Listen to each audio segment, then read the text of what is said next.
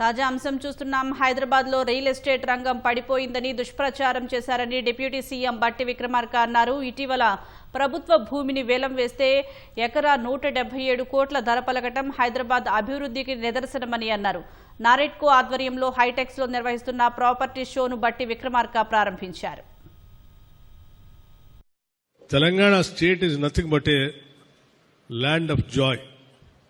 తెలంగాణ రాష్ట్ర ప్రజలు ఆతిథ్యానికి ఇచ్చే అంత ప్రాముఖ్యత బహుశా ఈ భారతదేశంలో ఏ రాష్ట్రంలో కూడా కనపడదు.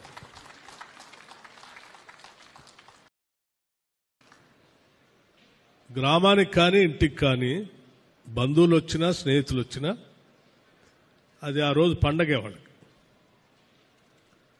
అంత గొప్ప మనసుతో స్వాగతం పలికేటువంటి ఈ రాష్ట్రానికి సంబంధించిన టూరిజం పెద్ద ఎత్తున ఉన్నటువంటి స్థలాల గురించి కూడా వారు చక్కగా చెప్పారు. మీ అందరికి కూడా we are welcoming and extend whole hearted invitation to take part in the development of the Telangana tourism.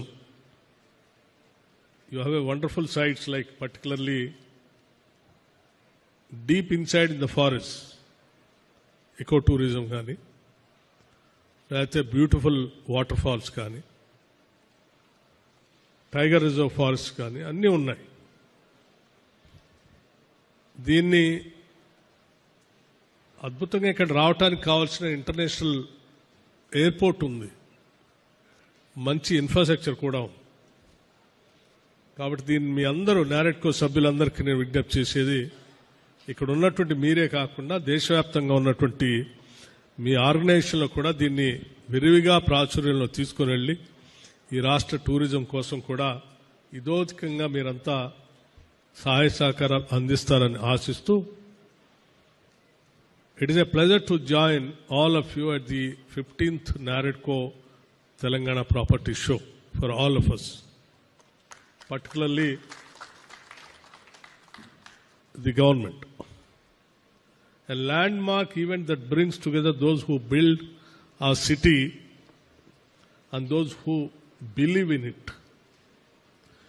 You know, my feeling is that it is the only city where people give directions not by landmarks but by projects.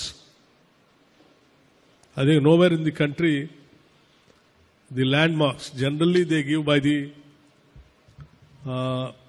landmarks, but here mostly people give the directions based on the projects. Take a left after that, new gated community, for example. If someone comes here for some direction, they mention some project. From there you take a left, there you will find one gated community. Or see that under construction tower. Yes, after that, that tells you something profound. This is a city always under creation, a city forever renewing itself. This is what Hyderabad.